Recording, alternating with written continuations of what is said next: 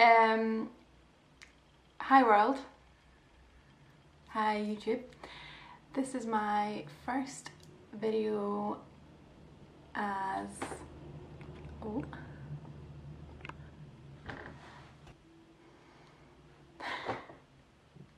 this is so weird. My name's Harriet and I wanted to share with you my process in making a photo booth for a wedding in Scotland earlier this year.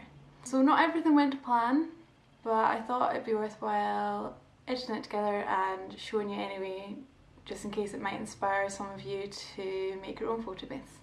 If you do, please comment and link below, and I'd love to see them. Okay, here you go. Okay, so these are the things that you will need. I mean, you can always add on any extra things, but these are like the very sort of minimum basic things you'll need if you want to do a floating photo frame photo booth. Okay, so we've got lots of different sizes of photo frames, so you can imagine these hanging up from the tree and people peeking in behind them. So bigger ones for more people and then smaller ones for individual people, and then right down to even smaller ones that I'll just pop out the pictures of, and these are they might just be for show in the background. So the first task is to go around any old knick-knack shops or charity shops or thrift stores and just find old frames that you think look like they could work well in your setup. The next things that you'll need is a hammer and some sort of flat utensil to take any pictures out of the bigger frames. Some sandpaper.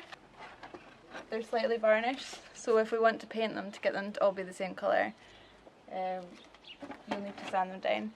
And then we've just got some of this, what's this called? Steel wool. Some of this steel wool, just to make sure that they're all nice and smooth before we paint. And finally, because we're doing this on the cheap, we've managed to find some quick dry satin paint that was just left over in the shed from doing some skirting boards. Most of the time people have a little bit of extra paint in the shed, so yeah, it's always worth checking if you've got any leftovers before you go out and buy a little tin of paint.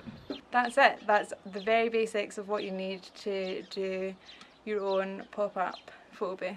And now all we're going to do is sand and paint, and then later on we can go on to how we're going to hang it and do the extra bits and bobs to make it look extra special on the wedding day.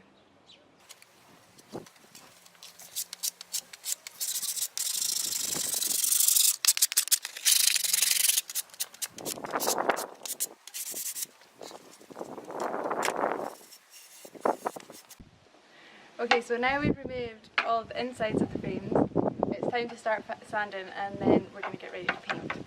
So we've got our dungarees on, and yeah, let's go.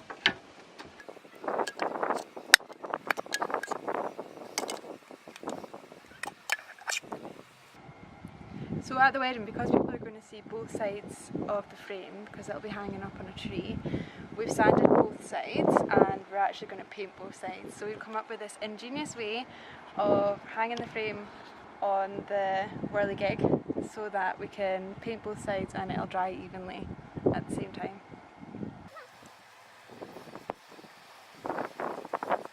As you can see, the weather's not as nice today, so we've moved inside and we've got everything ready for doing the final finishing touches and the decoration to the frames. We've got the small tacks for the thin frames, and then we've got the longer, thicker tacks for the big frame. And we'll just be using a wee hammer to hammer the tacks onto the frames. Lovely accessories. We're going to use this because it's really pretty to hang up the frames. It's quite strong, so it's not going to break.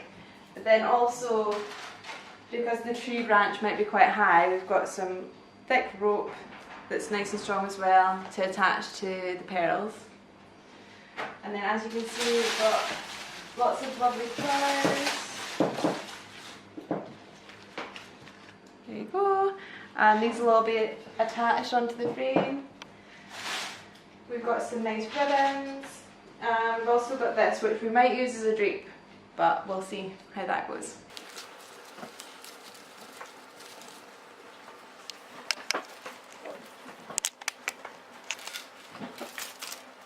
One go one direction, one go the other direction.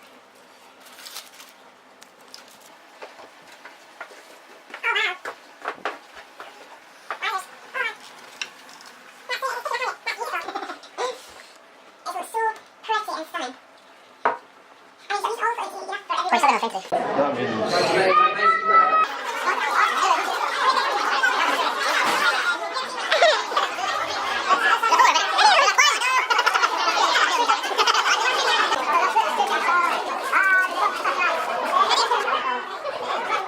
Sometimes the weather doesn't go to plan in Scotland, so we couldn't get them hung up on a tree, but we've had a lot of fun with them anyway,